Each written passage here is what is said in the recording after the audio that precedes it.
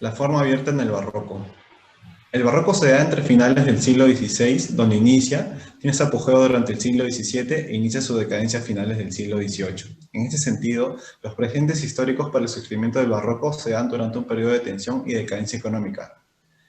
En Europa, tales como malas cosechas, hambruna, el estancamiento del comercio en la Europa mediterránea, el aumento de plagas, la reforma luterana y las posteriores guerras entre católicos y protestantes como la Guerra de 30 años. De esta forma, a diferencia del Renacimiento, que se da en un periodo de estabilidad y bonanza económica, el barroco se da en un periodo de tensión, cambio y movimiento característicos que también se reflejarán en su arte. En este contexto, la reforma luterana fue la causante directa del surgimiento del barroco, ya que ocasionó la contrarreforma de la Iglesia Católica, motivada frente a la pérdida de fieles, la rebeldía de monarquías protestantes y la ruptura de esa hegemonía e influencia en la región. Así, en busca de la recuperación de esta, se utilizó, luego del Concilio de Trento, el arte como instrumento para esparcir y consolidar sus doctrinas. En consecuencia, el barroco nace en Italia a finales del siglo XVI, expandiéndose principalmente por Europa mediterránea como una corriente artística literaria de contrarreforma promovida por la Iglesia, en donde se da una marcada distancia entre el barroco y el Renacimiento, ya que se considera este como un arte pagano y causa del surgimiento de la reforma luterana. En esta línea, Wolfing, mencionado por Hauser, desarrolla un sistema de 5 conceptos que se contraponen los rasgos del arte renacentista frente a los del barroco. Así, mientras que el primero es lineal, superficial, presenta una forma cerrada, claridad y variedad, el barroco es pictórico, profundo, presenta una forma abierta, falta de claridad y unidad, características de las cuales andaremos más en la forma cerrada contra la forma abierta. En comparación de la forma cerrada con la forma cerrada perteneciente al Renacimiento muestra composiciones geométricas regulares, con predominancia en líneas horizontales y verticales. Además, muestran su contorno con mucha claridad, con miradas hacia dentro, bien pueden ser de frente o de perfil. A comparación de la forma abierta, perteneciente al barroco, esta posee una composición geométrica irregular, con una integración al fondo. Además, predominan las líneas diagonales o curvas, lo cual te puede mostrar diversas visuales a diferencia de la forma cerrada. Para expresar el concepto de la forma cerrada, podemos observar como ejemplo a la Madonna de Rafael, como la forma cerrada muestra su contorno con claridad y se diferencia del fondo. Tienen un punto de vista fijo y con vistas de frente o perfil, y las partes del cuadro se equilibran en dos mitades. Para expresar el concepto de la forma abierta, podemos observar como ejemplo la ronda de noche de Rembrandt, como la forma abierta muestra su integración al fondo y su irregularidad, y tienen visuales con miradas al exterior y diagonales que contrastan con las líneas verticales y horizontales. A modo de conclusión, podemos observar las claras diferencias entre la forma cerrada del Renacimiento y la forma abierta del Barroco como contrastantes. A modo de concepto, la forma abierta es propio del periodo del Barroco, el cual posee líneas diagonales que contrastan con las horizontales y verticales de los marcos y propios del periodo del Renacimiento. En términos de Wolfing, la forma abierta significa anular la frontalidad y el perfil decisivo, todo ello con el afán de producir el efecto del fortuito y natural. Este concepto de la forma abierta se puede encontrar tanto en escultura como en la pintura y arquitectura. Haciendo una comparación entre el Renacimiento y el Barroco, se puede notar que en el Renacimiento se asumía que el espectador tenía una sola posición, como en esta escultura de la Piedad de Miguel Ángel, donde si el espectador se ubicaba frente a este, su relación con el objeto escultórico era bastante clara, mientras que si se iba a este eje, el mensaje ya no era el mismo, por lo que se ve un criterio de estaticidad muy marcada. Por otro lado, en el barroco se da todo lo contrario. Aquí se puede apreciar el objeto escultórico desde múltiples puntos, y esto no hace que pierda su entendimiento, generando una suerte de condición dinámica frente a este. Justamente esta característica y la de tener múltiples visuales son las que reflejan el concepto de forma abierta en la obra. La que mostramos acá es la escultura de Apolo y Dafne, que adquiere la movilidad y dinamismo con el empleo de ropajes amplios, pliegues, entrantes y salientes, además de la postura en la que se encuentra y cómo partes de su cuerpo llegan a convertirse en elementos más orgánicos, como raíces y hojas de olivo. Como menciona Hauser, la forma abierta en la pintura se muestra en el estilo pictórico, al cual ofrece una imagen visual de las cosas tal como parecen ser, y por ende aparentan movimiento, emociones, gestos y situaciones de manera libre. Eso sí que es la búsqueda que conduce a la plasmación de lo filosómico, táctil y sensorial, a la profundización psicológica y emocional. Entre estos dos ejemplos se puede apreciar esta evolución de lo estricto a lo libre.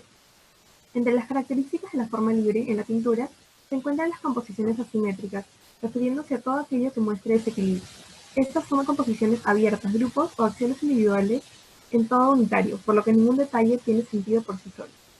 También se puede apreciar el predominio del color sobre la línea al borrarse los límites y contornos para dar la impresión de lo ilimitado, inconmensurable e infinito, obteniendo así la disolución de la forma plástica y lineal en algo movido e inaprensible. La hegemonía de la luz constituye la base por la configuración del espacio y atmósfera, brindando efectos dramáticos y teatrales, para así poder potencializar el mensaje que se pretende transmitir. Además, los claroscuros predominan en este sin acentuar los límites, y se busca también la plasmación del espacio en profundidad unitario e ilimitado. La forma abierta en la arquitectura se refleja a través de características particulares como la anulación de las simetrías puras, que se refiere a anular la frontalidad y el perfil decisivo. Además, como menciona Hauser, presenta un carácter escenográfico. Asimismo, se realiza de una forma fluida, ya que el límite de las reglas de organizar con ejes horizontales y verticales se ha borrado. Estas características están presentes en los casos de estudio que se expondrán: Plaza de Basílica de San Pedro y la Iglesia de San Carlos. En el caso de la Plaza de San Pedro, la forma abierta se presenta en los juegos de perspectiva, que intensifica el efecto de profundidad. En este interactúa la ciudad con la plaza. Se presenta la ciudad como espectáculo. La plaza se adecua bien a su contexto y generan ese carácter escenográfico. La presencia del obelisco con luneta exenta en la plaza elíptica impide la visión frontal de la cúpula y obliga al espectador a girar para darse cuenta del espacio curvo. La gran plaza de forma elíptica está conformada por columnatas que van en dirección curva. Estas columnatas estaban conformadas por 4 filas de gigantescas columnas. La gran cantidad de columnas genera multiplicidad de puntos de vista. Se presenta una forma abierta al generar un espacio ilimitado en movimiento con las columnatas, ya que éstas simulan una perspectiva infinita y una sensación de bosque de columnas. La plaza se encuentra rodeada de columnatas dóricas romanas.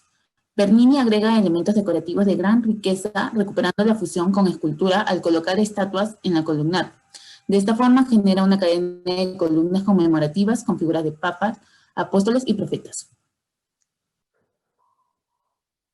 Se analizará a continuación la iglesia de San Carlos.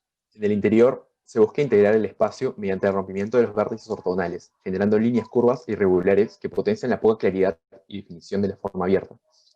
En elevación, se producen cambios de ritmo en los elementos como arcos y columnas, dependiendo de los niveles, como se aprecia en la imagen: arco y columna en el nivel bajo y solo columnas en el nivel alto. Estos cambios de ritmo se aprecian en menor escala en el claustro. Se encuentran intercalados, algunos con el detalle arriba y otros con el detalle abajo a lo largo del elemento.